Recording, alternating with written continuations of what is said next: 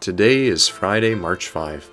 My name is Pastor Anthony, and this is Wilderness Wanderings.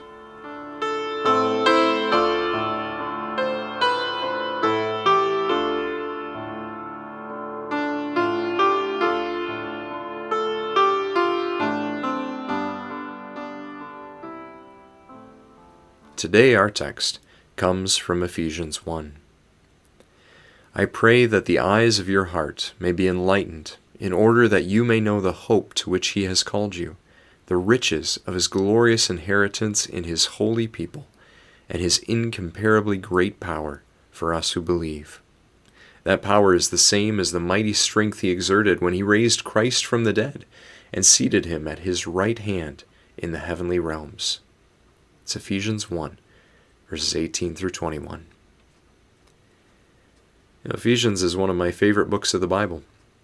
There are a lot of soaring words as Paul falls all over himself, trying to describe the incredible hope given in Christ for us, for the church, and even for the world.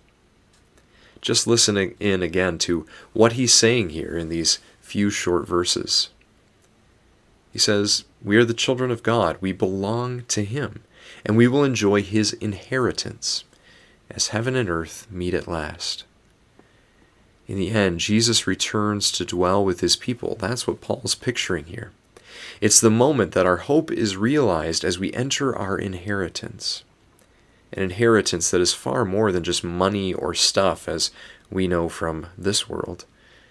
Our inheritance in Christ is a secure place to belong forever.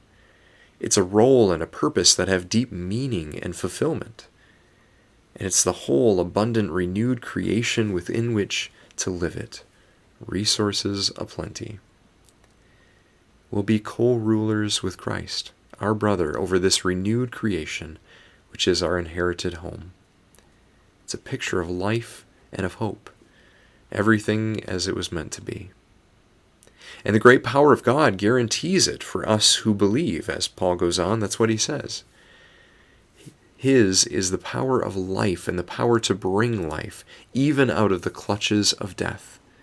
The power of God is that power that raised Christ from the dead, the power that has broken the power of death, and that will one day put an end to death, to pain, and to dying altogether.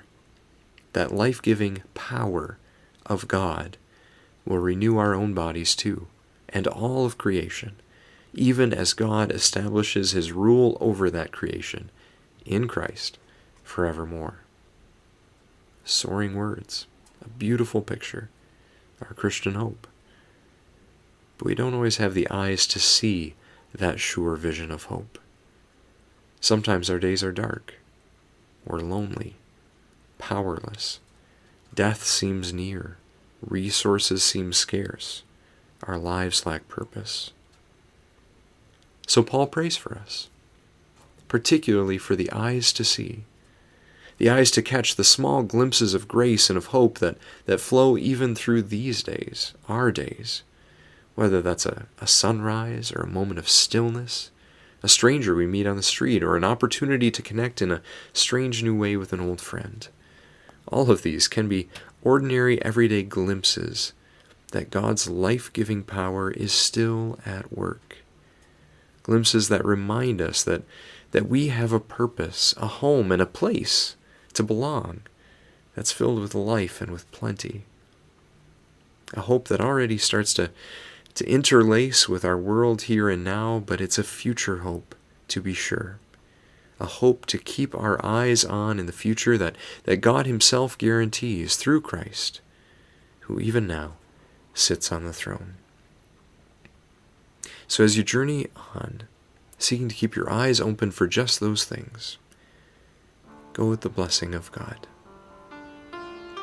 May the peace of the Lord Christ go with you, wherever he may send you.